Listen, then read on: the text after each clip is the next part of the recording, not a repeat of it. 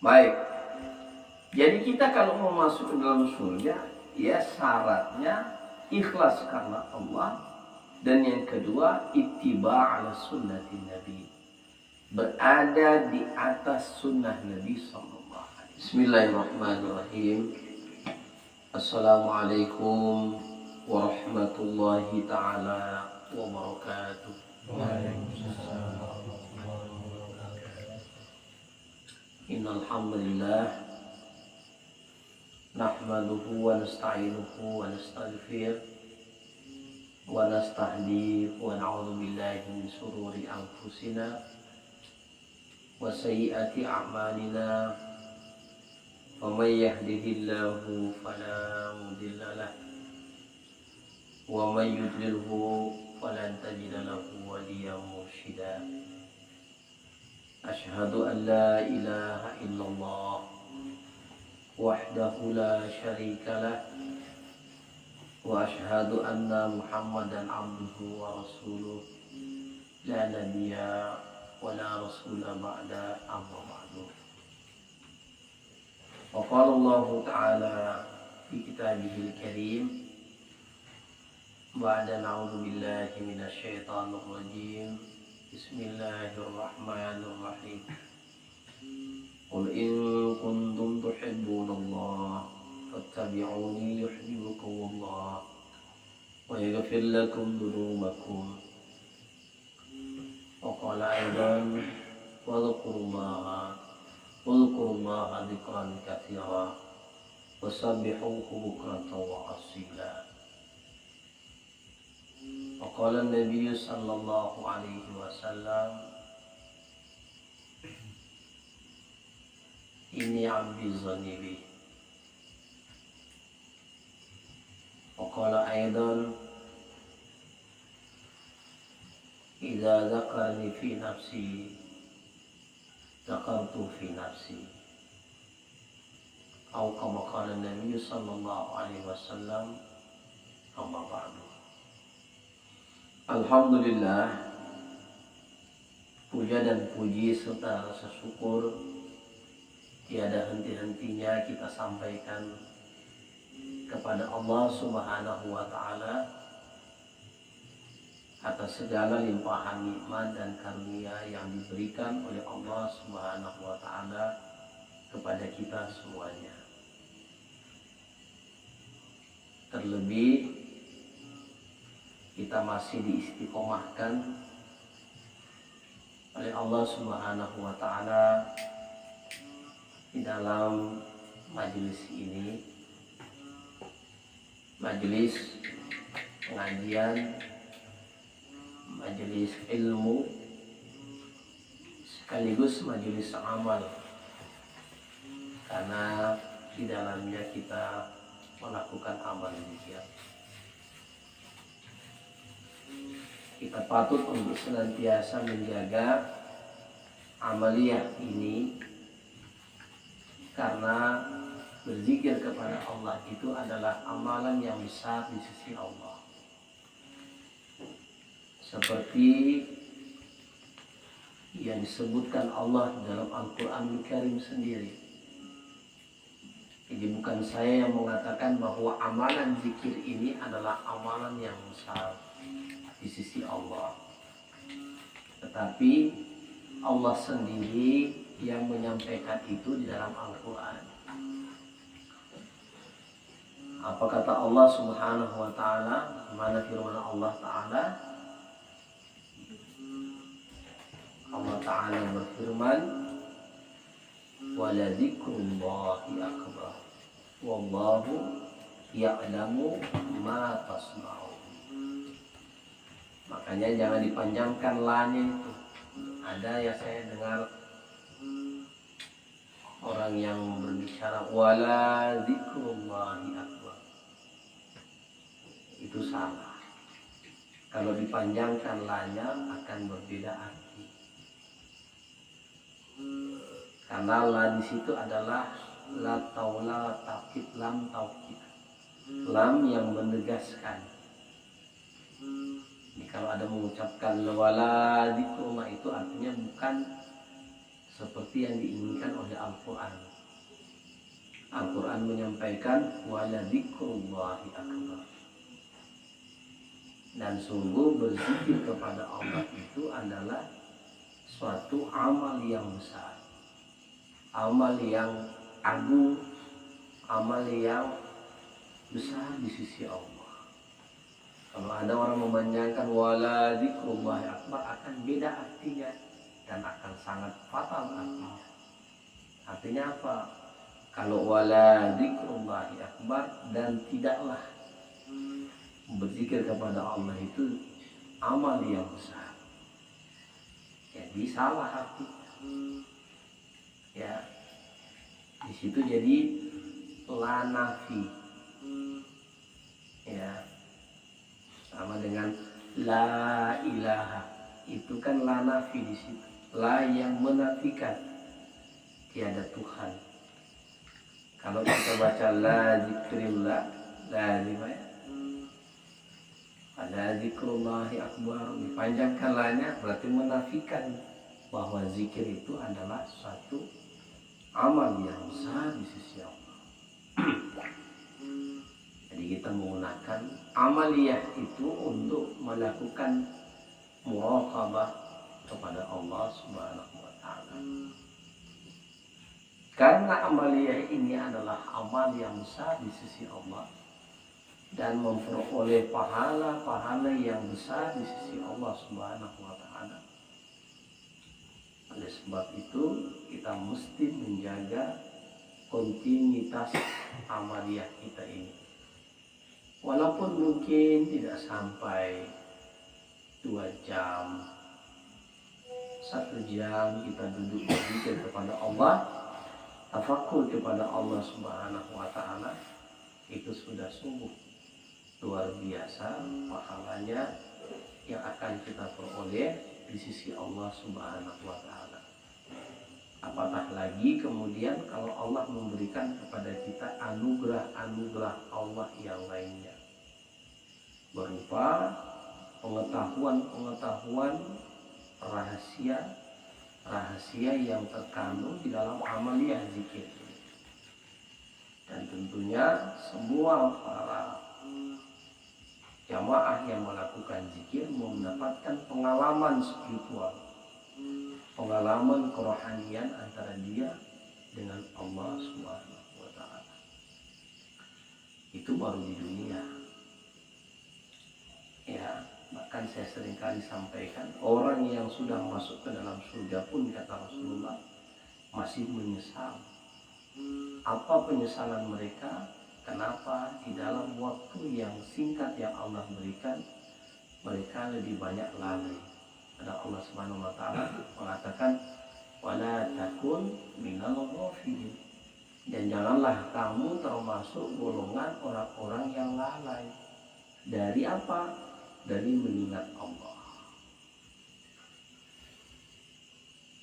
Ini orang yang masuk dalam surga itu ketika ditanya, apakah kalian masih menyesal tidak masuk dalam surga ini? Kata mereka, kami masih menyesal. Karena masih ada waktu yang terlewati ketika kami di dunia yang kami tidak berzikir di dalamnya. Makanya Nabi SAW itu yazkurullaha kulla ahyan, baik dalam keadaan dia terang-terangan bersama dengan orang, apatah lagi dia dalam keadaan bersendiri. Bersama-sama dengan orang-orang banyak saja, para sahabat melihat Nabi itu qomat kamit. Paling tidak dia minta istighfar. Kalau dia berada di banyak orang, dia bersifat pada Allah karena dia takut apa yang dia dengar itu dosa, atau apa yang terlintas di pikiran itu dosa, atau apa yang dia katakan itu dosa. Walaupun beliau adalah manusia yang maksum, ya, yang dipelihara oleh Allah, terbebas dari segala hal-hal yang mengandung maksiat di dalamnya, baik melihat, mendengar, mengucap. Karena apa yang dia ucapkan itu wa ma yantiqu anil hawa in huwa illa wahyu yuha. Apa saja yang beliau sampaikan itu adalah wahyu yang Allah berikan kepadanya untuk dia sampaikan kepada umat. Jadi beliau umat kami. Kalau bersendiri, kata Aisyah radhiyallahu an, kana Rasulullah sallallahu alaihi wasallam yazkurullaha kulla ahyan. Adalah Nabi sallallahu alaihi wasallam tiada waktu yang dia lewati kecuali dia berzikir kepada Allah Ta'ala. Nah, kita sebagai umatnya mau mencontohi itu. Ya, di sekian banyak amaliyah-amaliyah kita mau beramal dan kita istiqomahkan amaliyah itu lewat zikir. Amaliyah zikir. Caranya bagaimana? Kita punya amaliyah bukan musiman.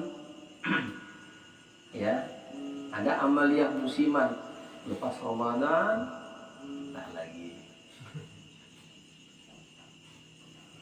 Lepas Ramadan, tidak ada lagi sholat sunnah. Lepas Ramadan, tidak lagi baca Quran. Lepas Ramadan, tidak ada lagi zikir. Ayu sa'imun a'zamu billah. Nabi yang ditanya sahabat, puasanya orang apa yang di sisi Allah itu besar? Kata Nabi, manhum zukrullah, manhum yadhkurullah, manhum zikrullah.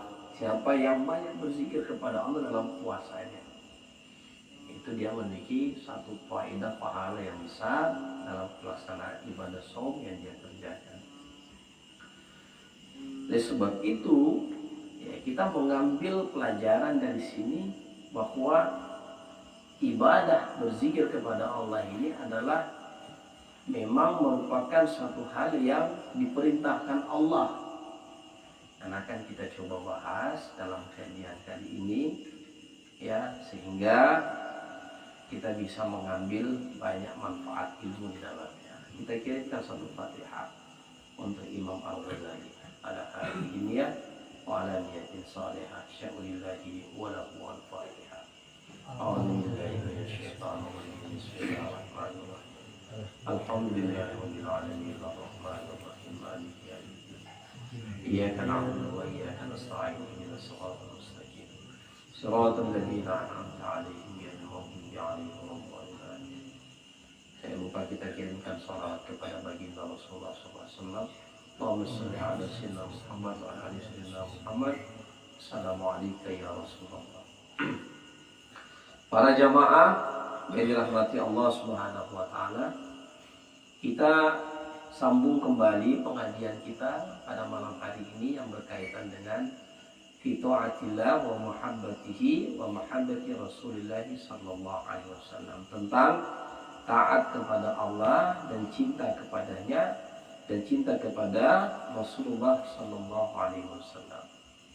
Pada pembahasan yang sebelumnya kita sudah membahas bagaimana semestinya kita mahabbah kepada Allah dengan mengikuti baginda Rasulullah SAW punya sunnah-sunnahnya.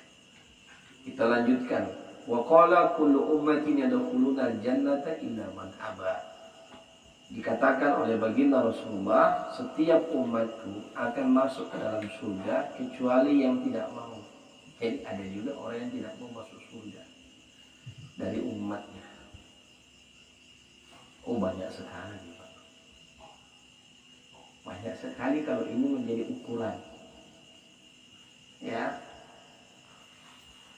Kalau ini menjadi ukuran, maka akan banyak sekali umat Nabi Muhammad yang tidak mau masuk ke dalam surga.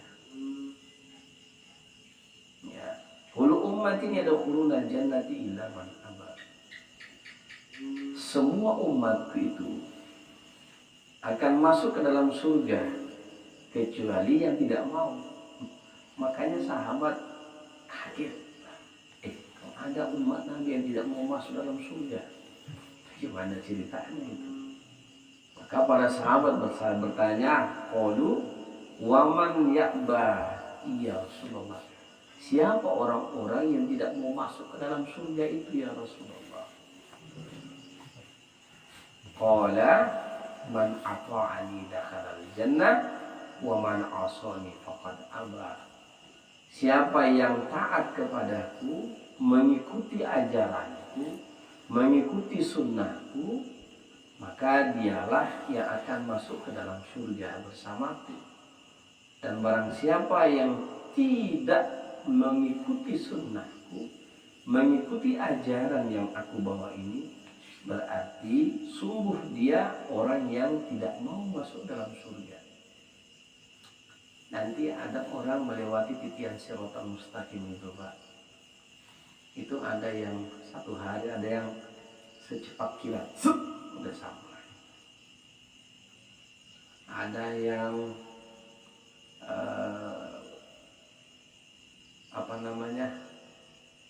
berjalan cepat, berlari, sampai. Ada yang berjalan, ada yang melangkah, dan itu fluktuatif. Sekali ada yang sekejap mata, ada yang 1 jam, 2 jam, 3 jam, dan bandingannya adalah akhirat dengan dunia, bukan dunia dengan akhirat ya. Bandingannya akhirat dunia itu ta'rujul malaikatu fi yaumin kana miqdaru 50 alfasana. Perbandingan 1 hari akhirat dengan 1 hari dunia itu adalah, kata Allah dalam Al-Quran, seumpama 1 hari akhirat itu 1050 tahun dunia. Jadi kalau sekarang baru 2000, berarti baru satu hari setengah lah perbandingan akhirat. Ada yang melewatinya sehari, 2 hari, seterusnya. Ada yang melewatinya 10 tahun, ada yang melewatinya 100 tahun. Tergantung dari amal. Dan yang melewati itu hanya orang Islam, hanya orang-orang yang beriman. Orang kafir otomatis langsung dijebloskan ke dalam neraka. Dia tidak perlu lagi melewati titian sirat. Yang melewati titian siratal mustaqim itu hanya umat Nabi Sallallahu Alaihi Wasallam. Makanya kata Nabi, kamu akan saya tunggu di pintu surga, di mana ketika itu kalian akan melintasi titian sirat. Dan saya tidak akan masuk sebelum kalian semuanya berkumpul masuk bersama-sama denganku. Dan di ujung sirat itu saya berdoa, Allahumma sallim sallim, Allahumma sallim sallim. Ya Allah, selamatkanlah si Humaydi, ya Allah selamatkanlah si Mikael. Seolah-olah Allah, Nabi mengatakan begitu. Tergantung dari amalia kita di dunia ini. Ya. Jadi kalau kemarin saya cerita, umat Nabi Sallallahu Alaihi Wasallam akan dihalau untuk mendapatkan air karena mereka tidak mengikuti sunnah Nabi, bahkan membuat perkara-perkara baru di dalam ajaran Islam ini. Makanya ketika ditanya kepada baginda Rasulullah, Nabi menyampaikan itu, sataftarikuna ummati ala 73 firqah. Akan terpecah umatku ini menjadi 73 golongan. Hum finnar, ya semuanya masuk ke dalam neraka illa wahidah, kecuali saya. Wa ma hum ya Rasulullah. Mereka semua itu, yang satu itu siapa ya Rasulullah? Kata baginda Rasulullah, man ana alaihi wa ashabi. Siapa yang mereka berdiri di atas sunnahku dan di atas ajaran sahabat-sahabatku. Makanya jangan terlalu percaya itu kayak Al-Zaitun itu, nggak apa-apa saya ngomong lah. Kalau sampai di YouTube pun ini nggak apa-apa, aku berani itu. Ya, berani aku mau debat dengan mereka, tapi debat ilmiah ya. Masa disuruh sholat kayak begitu modelnya? Itu pun pengambilan dalilnya salah. Ya, dalam surah Al-Quran Karim Tafassahu fil majalisi fafsahu yafsahillahu lakum. Lapang-lapangkanlah majelismu, insya Allah nanti Allah akan melapangkan hatimu. Ya, nah kita harus kasih orang laluan, kita kasih orang tempat duduk, kita lapangkan. Itu perintah Allah. Bukan melapangkan dalam sholat. Kalau dalam sholat itu kata Nabi SAW, ya, sawu sufufakum fa inna tasfiyata sifufi min tamani sholat. Rapatkan dan luruskan shaf, karena rapat dan lurusnya shaf adalah kesempurnaan sholat berjamaah. Maka Nabi mengatakan, yang di belakang maju ke depan, di belakang maju ke depan, buat yang rapi, yang bagus. Dan jangan suka mengakhirkan sholat. Siapa yang suka mengakhirkan masbuk, maka dia akan terlambat masuk dalam sholat, dalam surga. Nah itu, jangan suka masbuk. Harus fastabiqul khairat. Alhamdulillah untuk jadi Pak Imam kan harus cepat ke masjid. Hikmahnya di situ. Itu ambillah hikmahnya di situ. Ya. Baik. Jadi kita kalau mau masuk ke dalam surga, ya syaratnya ikhlas karena Allah, dan yang kedua ittiba' ala sunnati Nabi. Berada di atas sunnah Nabi sallallahu alaihi wasallam. Terserahlah mau gonjang-ganjing alam semesta ini, mau dibilang dajjal datang, jangan percaya. Ada aliran-aliran baru yang datang mengatasnamakan Islam, tidak usah kalau tidak berada di atas sunnah. Tapi kita juga harus punya ilmu. Ya, jangan dia pula yang benar, awak yang salah gitu. Makanya disinilah konteksnya kita mau belajar, ya, supaya dengan belajar itu akan menghilangkan kebodohan, kata Imam Syafi'i. Ya, ta'allam, belajarlah. Dengan belajar kebodohanmu akan hilang, akan singkir menyingkir. Itu kata Nabi SAW. Jadi ada juga orang yang enggan mau masuk ke dalam surga. Kenapa? Makanya sholat itu tetap ke masjid yang fardu. Kecuali jauh sekali, misalnya kayak Bang Reno. Kalau dekat dengan masjid, dekat dengan surau, jangan ditinggal. Kenapa? Kita mau berusaha mengikuti kanjeng Nabi. Kita melakukan itu kenapa? Kita berada di atas sunnah baginda Rasulullah. Kalau bukan beliau menjadi rujukan kita, contoh kita, kepada siapa kita mengambil contoh? Itu yang sunnah, yang wajib. Yang sunnah, silakan antum mau bantai 300 rakaat di rumah, monggo. Tapi Ustaz, di masjid kami punya masalah. Kalau antum tidak enak di masjid itu, ya tidak apa-apa, cari yang lain. Tapi kalau bisa jangan tinggalkan masjid, ya, jangan tinggalkan semua. Sholatlah berjamaah, karena menyuruh alaikum bil jamaati. Hendaklah kalian berada dalam shaf jamaah. Jamaah, ya. Ataupun kalian tetap sholat di situ, karena kamu punya kewajiban sebagai jamaah masjid di situ. Ya, karena kamu bertetangga dengan masjid. Manakala kamu mendengarkan suara azan, penuhi suara azan itu. Idza nudiya lis-sholati min yaumil jum'ah fas'au ila dzikrillah. Kalau kamu mendengarkan panggilan azan, penuhi panggilannya. Itu pernah terjadi di zaman Rasulullah SAW. Ada nama sahabat yang bernama Abdullah bin Ummi Maktum. Ya, ketika dia minta keringanan kepada Rasulullah. Ini untuk kita semua nih. Kata Abdullah bin Ummi Maktum itu matanya buta itu. Buta matanya.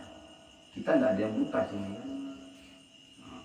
Ini mata kita masih lengkap. Adapun yang sudah ragu itu harus pakai kacamata, nggak apa-apa. Usia. Dan Abdullah bin Umi Maktum minta keringanan kepada Allah, ya Rasulullah. Ya, apakah saya harus menghadiri sholat berjamaah sementara tempat tinggal saya jauh? Jauh Pak. Abdullah bin Umi Maktum tempat tinggalnya jauh dari masjid itu, di kota Madinah. Di ujung desa itu, ujung kota rumah dia. Kemudian Nabi belum jawab, dan mata saya buta seperti ini ya Rasulullah. Maka saya harus ke masjid. Nabi diam.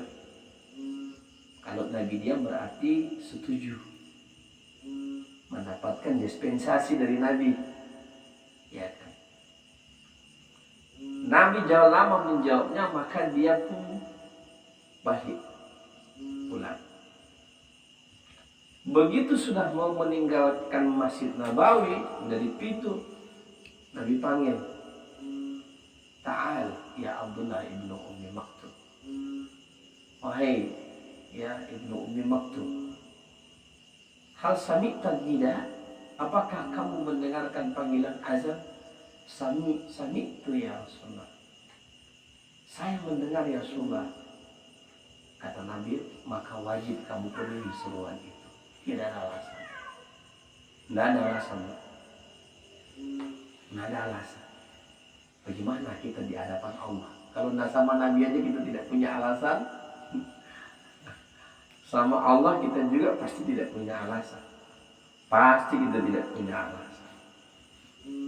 Ya, karena Allah sendiri mengatakan, ketika kita dipanggil kepada Allah, dia tutup itu hanya kita dengan Allah. Nabi Allah kata ini, kamu punya amalan di dunia semua ini benar atau salah, ini malaikat yang mencari. Kata kita, sudah benar ya Allah. Ini salah-salahmu banyak betul, sudah benar ya Allah. Rupanya banyak alat pemberannya daripada rambut kita.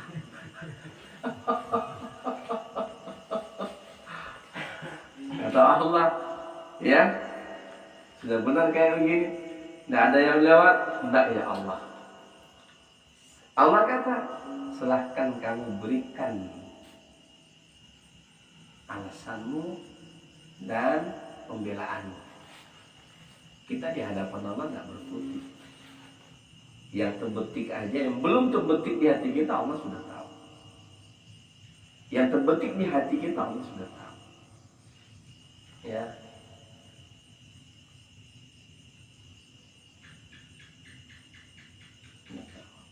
Jadi kita mau buat alasan apa di hadapan Allah? Tidak ada alasan.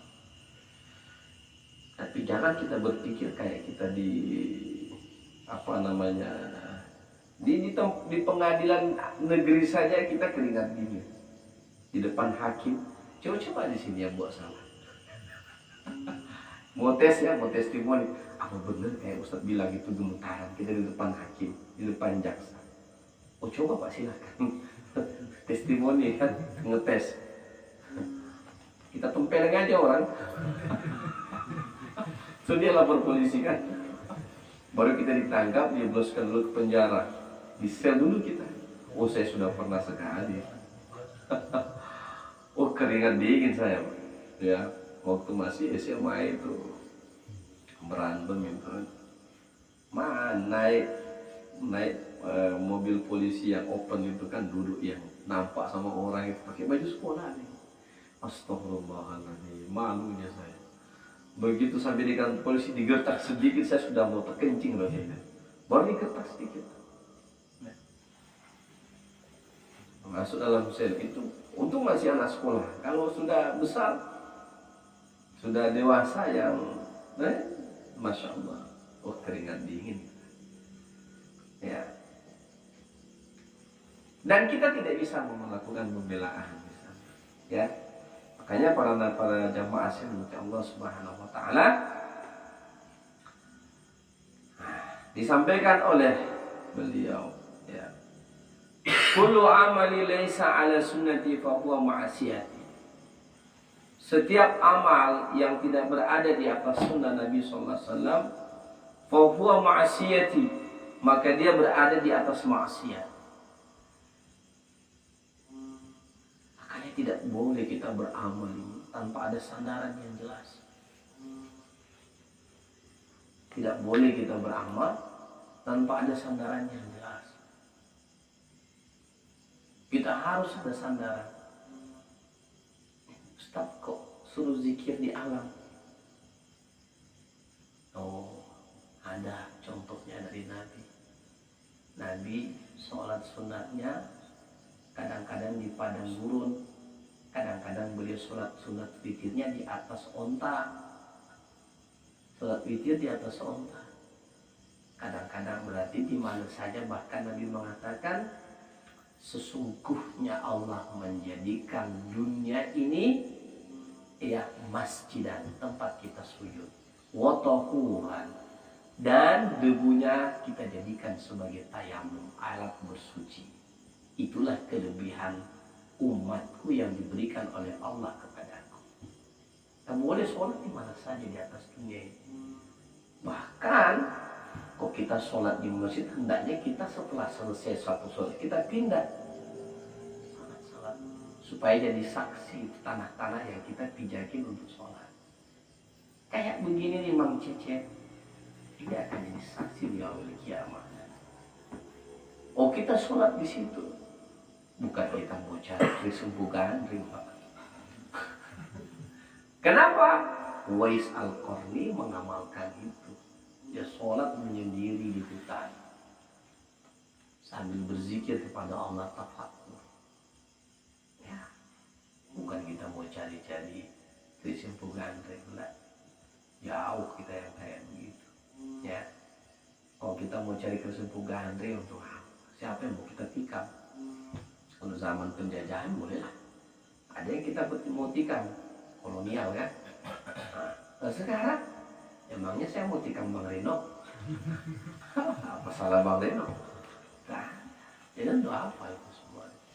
Yang kita perlu benahi hari ini adalah saya selalu bersyukur kepada Allah. Saya selalu bersyukur kepada Allah. Apa yang saya syukuri? Kalau saya nonton film-film penjajahan itu, yang pertama saya syukuri saya berada di alam merdeka, tidak di alam penjajahan dulu. Betapa susahnya orang dulu mau beribadah, mau belajar itu susah. Sekarang kemana saja kita, tidak usah jauh-jauh. Terus saya ke Singapura, saya cerita sama orang Singapura kemarin, sulit sekali saya mendengarkan suara azan keluar itu. Tidak betah saya tinggal di Singapura. Kalau di Indonesia begitu azan berkumandang, bersaut-sautan itu suara azan. Kelewatan kalau ada orang yang tidak memenuhi itu panggilan. Makanya saya katakan kalau Bapak bisa istiqomah beribadah kepada Allah dengan keterbatasan keadaan di sana, mungkin kedudukan awak lebih mulia dari saya. Karena saya fasilitas semua terpenuhi, masjid dimanapun ada. Belum kilo, baru meter sudah ada masjid. Belum meter sudah ada masjid. Jadi nanti kalau Allah tanya sama kita, kenapa kamu tidak sholat di masjid? Tidak ada masjid di kampung, ya Allah. Ya, dari sejauh ya. Berantem orang di masjid itu Pak Ustaz. Kan semua kau bisa ke sana. Kali itu menjadi alasan kita. Ya, sudah penuhi panggilan Allah. Ya. Bahkan Allah katakan kepada kita dalam Al-Quran, istajibu lillahi walirrasuli idza da'akum lima yuhyikum. Penuhilah panggilan Allah dan panggilan Rasulmu yang dengannya, dengan panggilan itu menghidupkan kalian. Ulama tafsir mengatakan apa yang hidup maksudnya dalam ayat ini? Yang hidup adalah kolbu kita. Orang yang hidup kolbunya semakin hidup ketika dia mendengarkan suara azan. Orang yang tadinya sibuk dengan urusan dunia, begitu mendengarkan suara azan, hidup hatinya mau menghadap Allah. Ya, Kalau masih kita dalam hati gelisah begitu azan berkumandang mau ke masjid, alhamdulillah, itu tanda hati kita masih hidup. Tapi kalau azan berkumandang hati kita tidak terpakai, nauzubillah, berarti hati kita sudah mulai mati. Kalau dalam keadaan itu Allah cabut nyawa kita, nauzubillah min dzalik, habis kita. Masuk kita dalam kubur. Di kubur itu Pak ya, Nabi mengatakan ya, Munkar dan Nakir itu beda, itu penanya. Tapi yang gebukin kita bukan Munkar dan Nakir. Ada satu malaikat yang gebukin kita. Malaikat itu bawa pentung, udah saya cerita ya. Dia nggak punya mata, nggak punya telinga, dan nggak punya mulut. Nggak punya mata, nggak punya telinga, nggak punya mulut. Jadi kalau dia pentung sekali orang, hancur. Dia nggak tahu. Mau teriak orang dalam kubur itu, nggak dengar dia. Jadi dihantam lagi. Wujud dihantam lagi. Siapa suruh kamu tak mau sholat? Dihantam lagi kita. Kita teriak seteriak-teriaknya, kata Nabi SAW. Teriakan orang yang diazab di alam kubur itu bisa didengarkan oleh makhluk Allah. Illa jinna wan nas, kecuali jin dan manusia. Dia tidak mendengarkan azab kubur. Makanya kalau ada orang bilang saya melihat itu jin, mana jin tahu itu siksaan kubur? Makanya dia nggak tahu, Allah tutup baginya siksaan kubur. Bohong-bohong aja jin. Terus ada ustaz kita menengok, itu Allah visualisasikan dalam mimpi. Begitu kejadiannya yang dia rasakan azab Allah. Ada beberapa ulama atau orang yang diberikan hidayah bisa melihat kejadian alam barzakh. Yang tembus pandang itu Nabi SAW. Saudaramu lagi diazab dalam kubur, ambil satu pelepah kurma, tancapkan ke atasnya. Semoga selagi masih basah itu pokok yang ditancapkan, Allah dia bertasbih kepada Allah, diringankan siksanya. Kata Nabi, kata sahabat, ya Rasulullah, dosa mereka itu apa? Kata orang Nabi, yang satunya yamshi bin namimah, kerjanya suka ngadu domba. Datang ke sepul, tahu nggak si Polan bilang kamu gini-gini. Begitu sepul, si Polan, ente nggak tahu sih itu, kasih kelayu orang. Yamshi bin namimah, kata Roma Irama, kerjanya ngadu domba. Yang kedua, kencing tidak cebok, udah berdiri nggak cebok. Ente rasa nanti. Makanya kalau mulai kecil cebok. Dua itu aja dosanya Pak, nggak berat gitu. Yang satunya rada berat ya, adu domba ya. Tapi yang satu yang kita anggap biasa aja, kencing itu tak cebok. Tapi siksaan dituntung sama malaikat yang nggak punya mata, nggak punya telinga, nggak punya mulut. Mau diajak ngomong nggak punya mulut ya, dia mau jawab apa? Ya. Setelah dipentung orang itu tolong, nggak dengar dia, dipentung Pak, hancur. Jadi lagi dipentung lagi, dia nggak dengar, buta lagi matanya. Dia nggak tahu orang sudah hancurnya kayak gimana. Dia nggak tahu, dia hajar aja terus, ngajar aja terus. Ya, itu kata Nabi SAW. Nggak usah kita cerita akhirat dulu. Makanya Utsman bin Affan radhiyallahu anhu di akhir-akhir hidupnya, beliau banyak datang ke kuburan dan menangis sejadi-jadinya di atas kuburan. Kenapa, wahai Utsman? Kalau kami mendengarkan engkau membaca Quran, kami lihat engkau tidak seperti kami melihat tangisanmu yang luar biasa ketika engkau berada di alam di atas kuburan. Kata Utsman bin Affan, tahukah kalian, alam barzakh adalah pintu alam akhirat. Kalau Allah menyelamatkan kita di alam barzakh, insya Allah alam akhirat kita akan aman. Tapi kalau alam barzakh kita celaka, maka celakalah perjalanan kita selanjutnya. Ini kita wanti-wanti ya. Wa qala ba'duhum, para ulama menyampaikan, "Lau ra'aita syaikhan yatiru fil hawa aw yamshi 'alal bahar aw ya'kulun nar aw ghairu dzalik wa huwa yatruku faradan min faraidillahi ta'ala aw sunnati min sunanin amidan fa'alam annahu kadzab fi da'wahi ya fi da'wahi laysa fa'alihi karamati bal huwa istidraj nauzubillahi minhu." Ini bahayanya. Kata ulama mengatakan, kalau engkau melihat seseorang yatiru fil hawa, ya, berjalan di atas awan, jalan di atas angin, bisa terbang gitu. Kuntilanak kan ya. Bisa terbang. Au yamshi 'alal bahri, atau berjalan di atas air. Au ya'kulun nar, atau dia bisa makan api.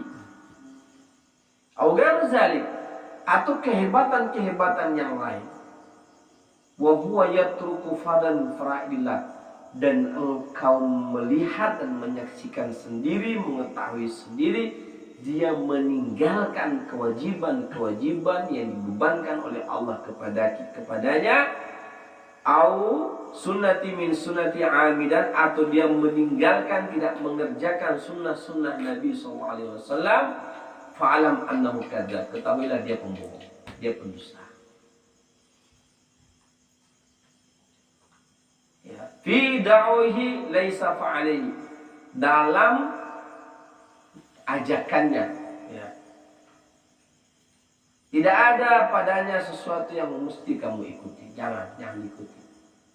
Karomah itu bukanlah karomah, kata ulama kita. Itu bukanlah karomah. Kalau bisa terbang, lebih hebat lagi. Burung terbang. Kalau berjalan di atas air, lebih hebat lagi ikan. Ya. Kalau bisa makan api, baja makan api juga. Ya. Dia bukanlah karomah, kata ulama. Tapi apa kata ulama? Balhum istidraj. Dia itu hanyalah istidraj. Allah ulur-ulur. Ya, semakin dia mensyirikatkan Allah, semakin dia bangga dengan ilmunya, sesungguhnya alat itulah yang akan menjebloskan dia ke dalam api neraka. Nauzubillah. Jadi kita tidak perlu, ya, bukannya saya bilang karomah itu tidak ada. Karomah itu pasti ada. Itu pasti ada. Beda tipis antara karomah, ya, dan yang bukan karomah. Makanya ada dua, ada waliullah, ada wali syaitan. Itu, ya. Makanya kita di majelis ini nanti Allah akan kasih tuh karomah yang luar biasa. Ya.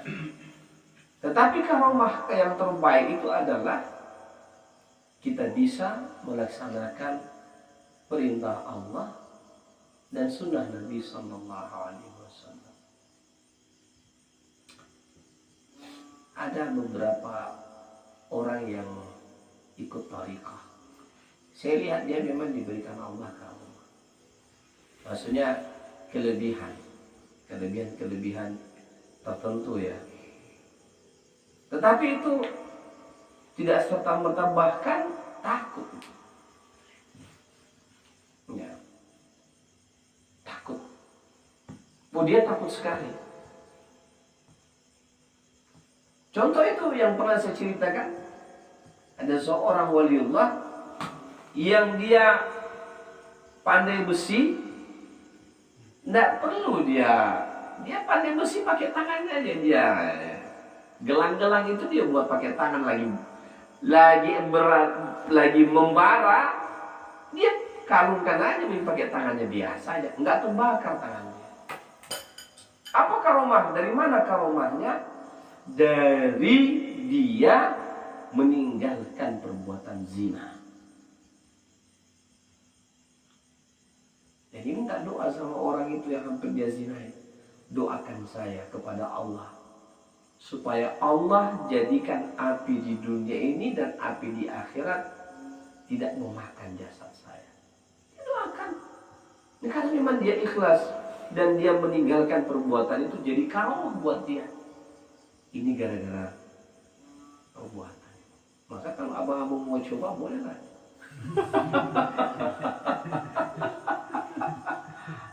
Tapi dia karomahnya dari ibadah, meninggalkan maksiat. Ada juga namanya al-mis, digelari dia al-mis. Hampir sama dengan itu. Gara-gara dia dikunci sama seorang wanita, tidak ada cara, sementara dia seorang yang soleh.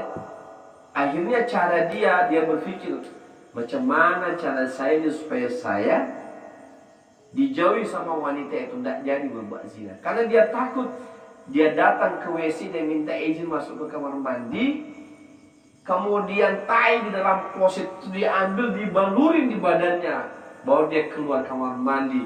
Itu perempuan itu mencaci maki dia, disuruh keluar bau, dan dia merasa terhina keluar. Tapi semenjak itu katanya, badan saya tidak pernah kecuali mengeluarkan aroma bau. Dan orang mengenali dia Syekh Al-Misk, ulama yang harum jasadnya. Ulama jadi ulama. Kalau mau coba boleh.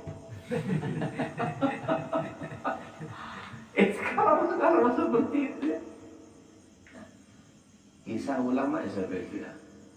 Ada harimau diperhadapkan dengan dia, kata dia, ya, kalau kau mau makan jasad saya ini beracun. Tidak berani tuh singa makan dia punya jasad, karena jasadnya ulama itu beracun. Tak boleh tuh. Menggibahin ulama itu gak boleh. Jadi kalau ada ulama-ulama yang berada di atas kebenaran, gak usah digibahin kekurangannya. Dia pasti punya kekurangan, namanya manusia. Kita pun juga punya kekurangan. Kalaupun dia kesalahan ada, masih mending daripada kita yang terlalu banyak salah. Ya kan? Oke, kita lanjut ya. Jadi kalau ada yang kayak begitu, bagaimana cara kita menilai seseorang itu?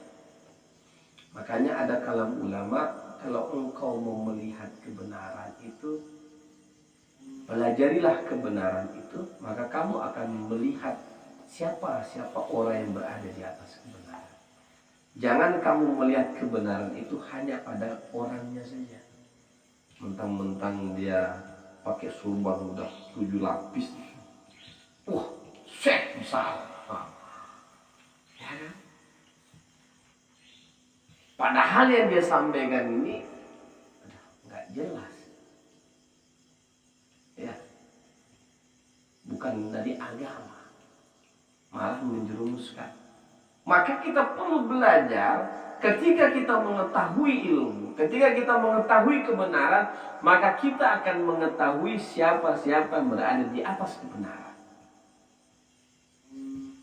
Makanya orang mengatakan, kalau kau mau mencari tahu orang-orang yang berada di atas kebenaran, pelajarilah kebenaran. Maka kamu akan melihat siapa-siapa yang berada di atas kebenaran.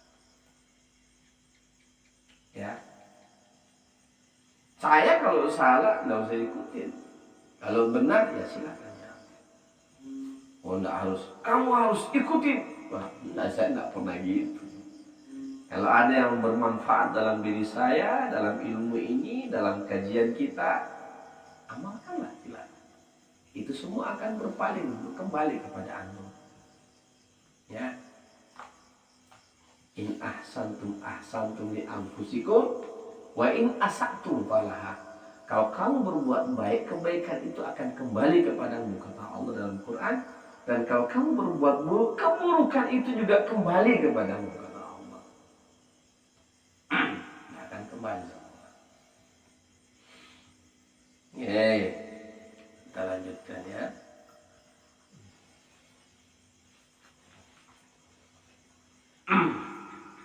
Wa qala Junaid al-Baghdadi rahimahullahu ta'ala. Imam Junaid al-Baghdadi rahimahullahu ta'ala mengatakan, ma wasala ahada ilallahi illa billah wasabilu ila wusuli mutaba'atul Mustafa Nabi sallallahu alaihi wasallam.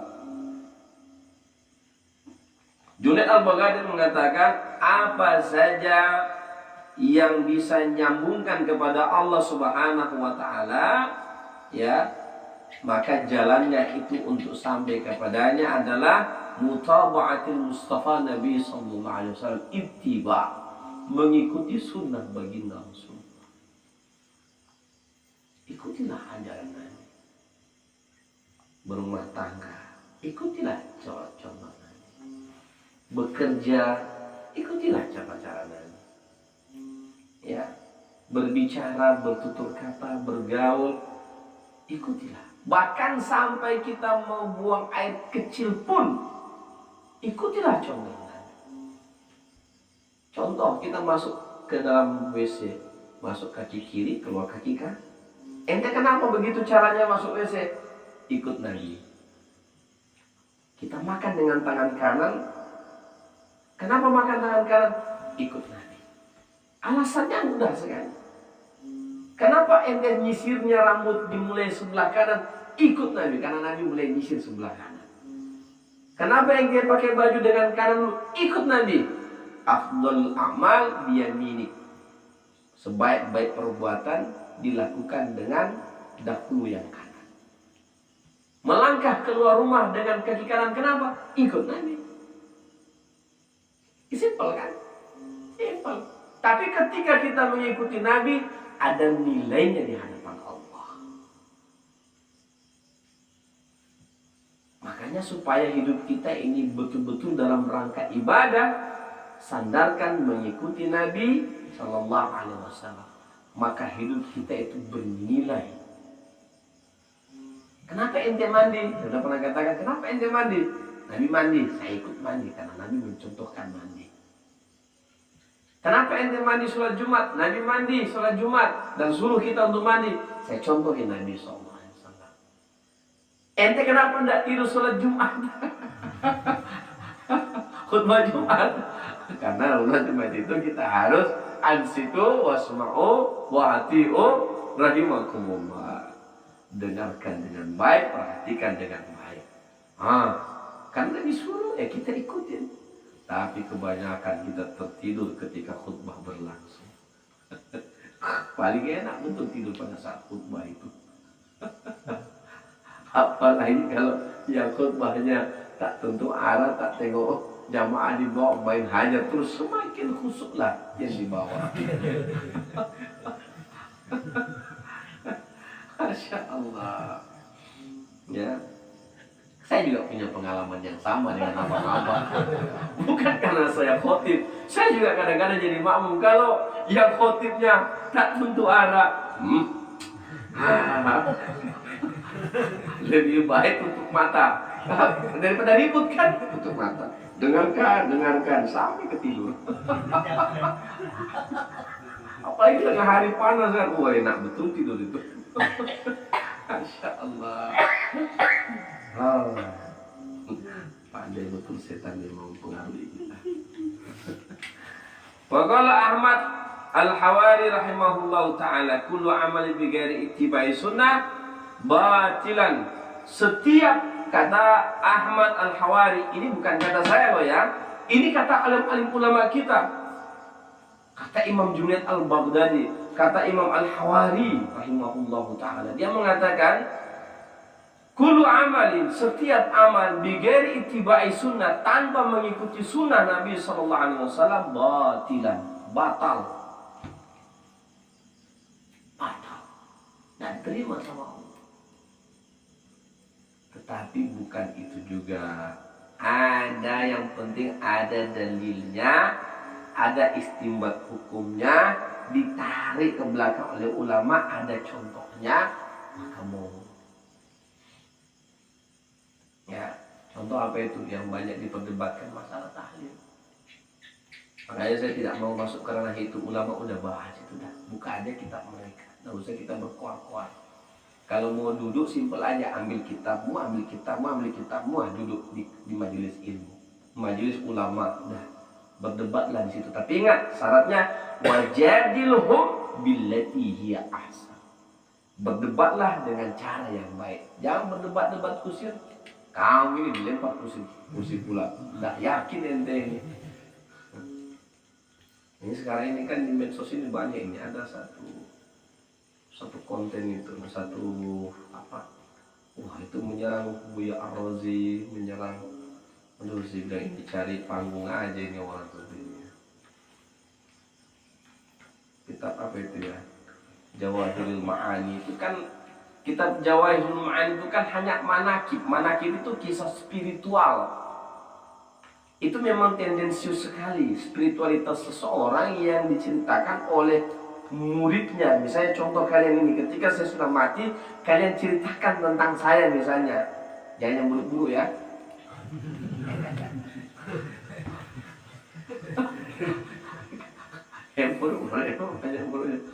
Sama dengan ceritanya Habib Idrus bin Salim Al-Jufri, dibuat dalam cerita manakibnya. Dulu beliau kalau berdakwah itu pernah kejadian begini. Itu manakibnya, itu disebut manakib. Kisah hidupnya yang sangat sangat dalam, sangat syarat dengan hikmah dan kejadian-kejadian anis sebagai karomatul aulia, sebagai satu kemuliaan Allah berikan kepadanya lewat kejadian-kejadian khariqul adah, di luar kebiasaan dan susah diterima akal. Nah, ada cerita itu dia dalam suatu perjalanan pergi berdakwah. Saya sempat pernah baca itu, dia punya cerita Habib Said Idrus bin Salim Al-Jufri yang sering kita kirim-kirim fadilat. Itu pernah dia punya sorban itu terbang karena angin di laut. Kata dia sama, tolong ambilkan sorban saya. Muridnya tanpa babi pun langsung terjun. Dia bisa jalan di atas air, murid itu ngambilin sorbannya dia punya guru Habib itu. Namanya Habib, keturunan Rasulullah. Dan dia berada di jalan dakwah. Kalau kejadian memang seperti itu nyata, dan itu diceritakan oleh muridnya langsung. Ya ikut bersama-sama dengan dia pergi berdakwah. Kayak di sini kan ke Pulau Seberang. Dia perahu dia. Terbang dia punya sorban karena angin. Dan dia, tolong ambilkan sorban saya. Nggak pakai babi pun langsung terjun. Jangan di atas air diambil ya. Ini Habib. Allah. Kalau saya jangan begitu pula, tenggelam kalian. Tapi kalau memang Allah berkehendak, nah ada tidak mungkin. Mungkin Allah melihat ketulusan hati antum. Nah ada tidak mungkin. Dan itu kejadian sering terjadi di sini. Orang nyari kita lagi zikir dalam, nggak ketemu, nggak kelihatan semua kendaraan yang banyak sekali di luar itu. Nggak ada kendaraan satupun. Nah itu kan karomah. Supaya orang yang zikir nggak diganggu. Allah dari itu yang zahir-zahir kayak itu boleh jadi bahan cerita itu. Itu bukan dalil, kita mau cari dalil di mana yang kayak begitu itu kan itu manakib kisah. Nah itu yang diserang itu Jawahirul Ma'ani itu kitab itu. Wah saya bilang kalau bercerita masalah itu nggak usah di panggung medsos lah, aja udah diskusi dan tempat ilmiah saja. Karena dikatakan itu bukan menyangkut masalah yang berkaitan dengan dalail. Itu masalah yang berkaitan dengan karomah seseorang yang diceritakan dalam kita. Untuk kita ambil hikmah, kita ambil sebagai fadail supaya kita semangat itu. Manakib itu supaya kita semangat. Contoh manakib para ulama-ulama fikih, supaya kita mengambil pelajaran betapa mereka serius dalam belajar. Betapa mereka serius, manakib Imam Ahmad bin Hanbal, sejarah Imam Ahmad beliau, supaya kita serius mengikuti dia punya ibadah yang 300 rakaat siang malam.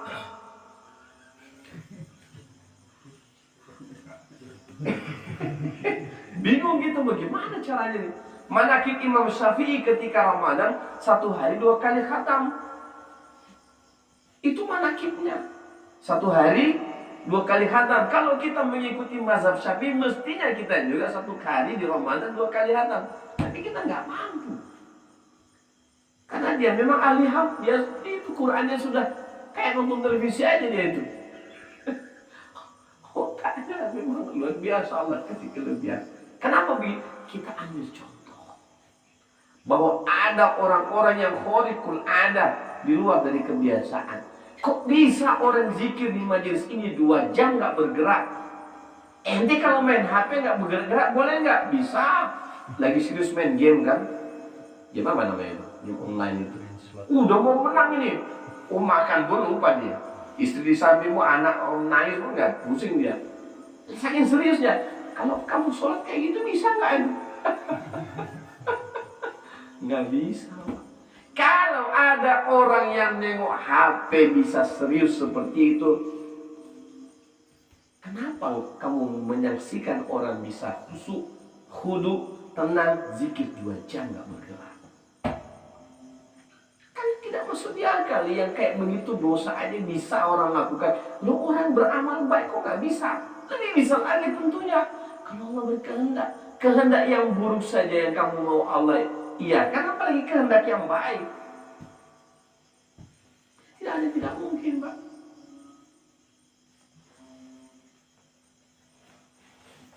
Kita yang sudah surut 3 hari di sini pontang panting. Tapi ada dia 2 jaman dia duduk tenang. Nggak tahu sudah di alam mana, entah ke Swiss kah dia, entah ke Amerika kah dia, wallahu a'lam bishawab. Tanya aja sendiri sama mereka. Nah, itu bukan hayalan. Itu perjalanan kerohanian. Kalau kamu main HP, games, bisa kamu merasakan berjam-jam itu tidak bergerak, merasakan nikmat. Bagaimana dengan orang merasakan nikmat dalam zikirnya? Tentu lebih bisa lagi. Saya tantang begitu sama orang-orang yang bilang, emangnya orang zikir itu apa yang dia dapat? Kamu main game, apa yang kamu dapat? Ayo. Oh, dapat Ustaz, dapat enaknya. Kalau kamu bisa dapat enaknya, kenapa kamu orang beribadah kamu bilang nggak dapat enaknya? Di mana akal sehatmu? Wah, kata Rocky Gerung. Kita pakai istilahnya Rocky Gerung ya. Saya sama Bang Budi, kan Bang Budi? Jadi di situ itulah nikmat-nikmat yang sebenarnya. Ya. Kenapa kita bisa datang dalam kondisi kita ini capek, letih, ngantuk, minta ampun? Mau kita datang ke sini? Siapa yang menggerakkan? Allah. Allah yang menggerakkan kita. Atas taufiknya kita hadir di sini. Adapun kalau berzikir entah ngantuk tertidur, wallahu a'lam nanti. Tapi kalau sudah dapat zuknya itu, ngantuk itu bisa hilang.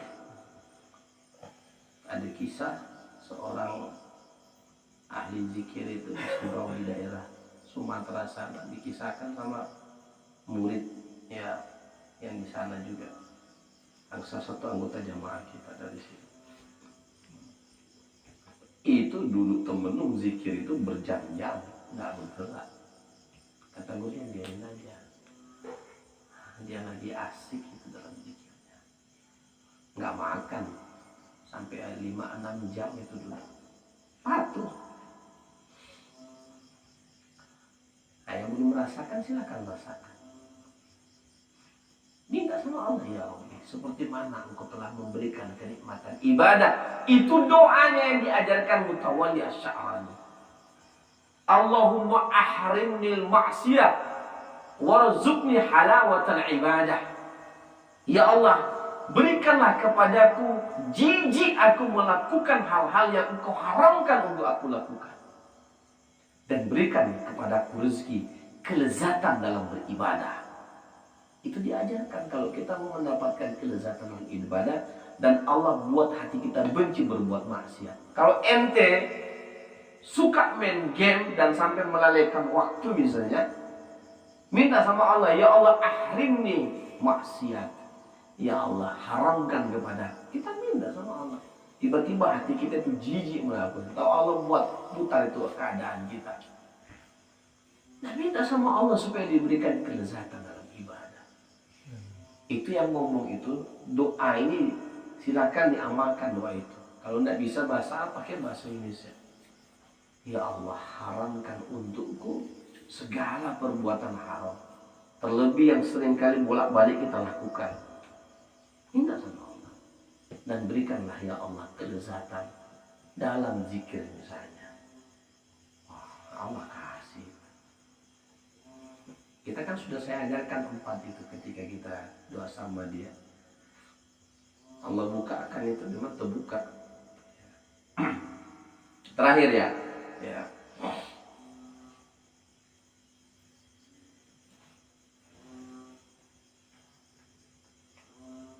Nah, sudah cukup lah ya.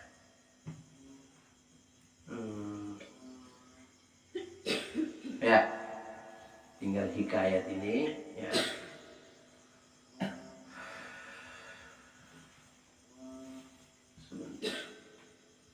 Baik, saya rasa demikian dulu ya, apa yang dapat saya sampaikan ya. Semoga Allah Subhanahu wa Ta'ala senantiasa menetapkan kita di dalam ubudiyah ya, di dalam amal ibadah kepada Allah. Kenapa Ustadz seringkali mempertajam masalah ibadah? Ya, kenapa seperti itu? Alam semesta ini, Pak, ini yang buat Allah.